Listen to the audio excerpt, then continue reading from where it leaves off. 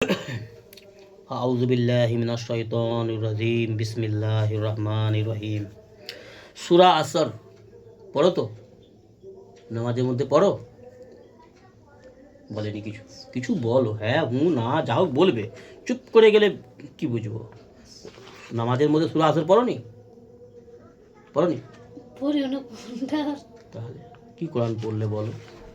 সূরা আসর ওয়াল আসর, ছোট্ট যে সূরাটা নামাজে পড়া হয়, সূরা ফাতিহার পরে ওয়াল আসর, ওয়াল আসর ইন্নাল ইনসানা লাফি খুসর ইল্লাল্লাযীনা আমানু ওয়া আমিলুস সলিহাত ওয়া তাওয়াসাউ বিল হক ওয়া তাওয়াসাউ বিস সবর।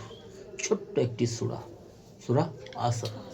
তো এই সূরাটার মধ্যে কেউ যদি এই সূরাটাকেই জীবনে বাস্তবায়ন করে না, এই সূরাটাকেই যদি সুন্দরভাবে বুঝে নেয় আর ব্রেনে ঢুকিয়ে নেয় আর অন্তরে বসিয়ে নেয় আর এই সূরাটার উপরে যদি কেউ আমল করে, সে কামিয়াব হয়ে যাবে। সে দুনিয়া আখিরাত দো জাহান সফল হয়ে যাবে, কামিয়াব হয়ে যাবে। এই এই সূরাটা আল্লাহ কি বলেছে শুনো ভালো করে। সূরা আসর কোরআনের কথা, কিন্তু আমরা অনেকে পড়তে জানি না, অনেকে পড়তে জানি, অনেকে জানে না, সে পড়ে না। আর যে জানে তার মানে বুঝে না, পড়ে কিন্তু তার মানে বুঝে না।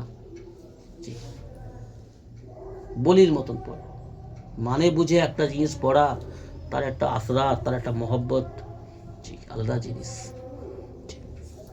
কথা বুঝে আসছে কি বলতেছি? তো সূরা আসরে আল্লাহ কি বলছে? সূরা আসর আল্লাহ সুবহানাহু তাআলা বলে জমানার কসম। সূরা আসরের মানেটা এটা বলতেছে, জমানা বা সময়, ওয়াক্ত।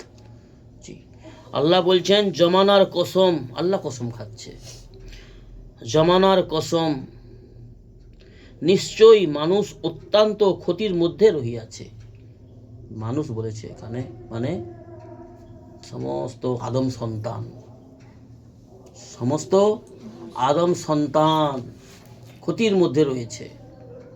চাই সে অমুসলমান ঘরে জন্ম নিক, খ্রিস্টান ঘরে, ইহুদি ঘরে, নাসারার ঘরে, এবং হিন্দু বাড়িতে, বৌদ্ধর বাড়িতে এবং মুসলমানের বাড়িতে, যেই বাড়িতেই জন্মগ্রহণ করুক, এটা আল্লাহ রাব্বুল আলামিনের ইচ্ছা। ঠিক আছে, কিন্তু আল্লাহ আক্কেল দেওয়ার পরে আল্লাহ বিধানকে বোঝার জন্য হুকুম করেছে। জি, তো মুসলমানের ঘরে জন্ম নিয়েই বাহাদুরি করলে হবে না যে আমি পাক্কা সাচ্চা মুসলমান। মুসলমান হতে হবে, ইমানকে বানাতে হবে, বাঁচাতে হবে আর বাড়াতে হবে। আর এই সমস্ত জিনিসগুলোকে গুরুত্ব সহকারে জানতে হবে, ইলম হাসিল করতে হবে। ইলম হাসিল করাও ফরজ করেছে আল্লাহ রাব্বুল আলামিন, আর ইলম মোতাবিক নেক আমল করাও আল্লাহ ফরজ করেছে। কথা বুঝে আসছে? তো এই যে সূরাটা আল্লাহ কি বলছেন, জমানার কসম, নিশ্চয়ই আল্লাহ বলছে, নিশ্চয়ই মানুষ অত্যন্ত ক্ষতির মধ্যে রহিয়াছে। মানুষ, মানব জাতি অত্যন্ত ক্ষতি, বিশালভাবে বিপদগ্রস্ত, ক্ষতিগ্রস্তর মধ্যে রয়েছে। কিন্তু কিন্তু যাহারা ঈমান আনয়ন করেছে এবং যাহারা নেক কাজের পাবন্দি করে এবং একে অন্যকে হকের উপর কায়েম থাকার ও একে অন্যকে আমলের পাবন্দি করার তাকিদ দান করিতে থাকে, যাহারা তাহারা অবশ্যই পরিপূর্ণরূপে সফলকাম। কি বলছেন আল্লাহ সুবহানাহু ওয়া তাআলা? বলছেন নিশ্চয়ই, জমানার কসম খেয়ে বলছে আল্লাহ, ওয়াক্তের কসম, সময়ের কসম। এই যে আমাদের জীবনটা, জন্ম থেকে নিয়ে মৃত্যু পর্যন্ত যে সময়টা, এই সময়টাই মূল্য। এই সময়টাকে সঠিকভাবে কাজে লাগালে, সঠিক মূল্যায়ন করলে সফল হতে পারবো। আর বেঠিকভাবে মনমানি করে, নফসের গোলামি করে, মনচাহি জীবনযাপন করে চলে গেলে এই সময়টাকে নষ্ট করে আমরা, যে মানুষ এমনটা করবে সে ব্যর্থ হয়ে যাবে, সে নাকাম হয়ে যাবে। ওই জন্য আল্লাহ পাক সময়ের কসম খেয়েছে। সূরা আসর, যেমন আসরের নামাজ পড়ি, আসর। তো জমানার কসম বা সময়ের কসম, নিশ্চয়ই মানুষ অত্যন্ত ক্ষতির মধ্যে রইয়াছে। কিন্তু ওই 4 শ্রেণীর মানুষ ব্যতীত, ওই 4 শ্রেণীর মানুষ যার মধ্যে এই 4টে গুণ থাকবে, ওই মানুষটা বেঁচে যাবে ক্ষতিগ্রস্ত থেকে, বিপদ থেকে। 4 শ্রেণীকে, যাহারা ঈমান আনয়ন করেছে আল্লাহ রাব্বুল আলামিনের উপর এবং মুহাম্মদ সাল্লাল্লাহু আলাইহি ওয়াসাল্লামের উপর, কালেমাকে স্বীকার করেছে, ঈমান আনয়ন করেছে।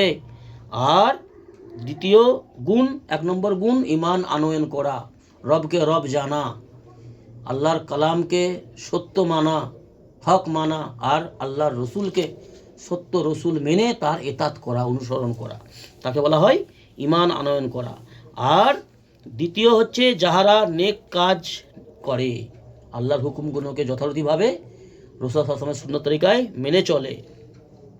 তৃতীয় নম্বর কি বলছে, একে অন্যকে হকের উপর কায়েম থাকার ও একে অন্যকে আমলের পাবন্দি করার তাকিদ করে। অন্য নিজের ঘর, নিজের ফ্যামিলি, নিজের ছেলে মেয়ে, বৌমা, স্ত্রী এবং আত্মীয় স্বজন, পাড়া প্রতিবেশী এবং গোটা উম্মতের ফিকির নিয়ে মানুষকে হকের দিকে আহ্বান করা, অন্যায় পথ থেকে বিরত রাখা। আর যখনই তুমি হক বলবে, যখনই তুমি মানুষকে ভালো কথা বলতে যাবে, আজকাল যে সমাজের পরিস্থিতি, যেহেতু নোংরা পথে চলে নোংরা পথে জীবনযাপন করে মানুষের অন্তর নোংরা হয়ে আছে, চিন্তা চেতনা ভুল হয়ে আছে, যে দুনিয়া অর্থ সম্পদের মধ্যেই কামিয়াবি, সফল, সম্মান দেখতে পাচ্ছে আজকের দিনে মানুষ।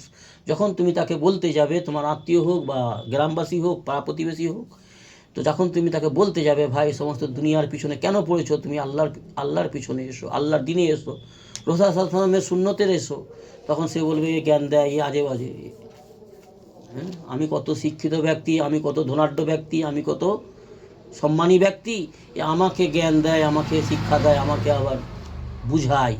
তো তখন সে আজে বাজে অনেক সময় বলে ফেলে। তো ওইখানে কি করতে হবে, সবর করা। কেন? যেহেতু তুমি যে কাজটা করছো, আমি যে কাজটা করছি, আল্লাহর দিকে আহ্বান করা, এটা আল্লাহরই জন্য করছি, আল্লাহর রাজামন্দির উদ্দেশ্যে, আল্লাহকে সন্তুষ্ট করার উদ্দেশ্যে।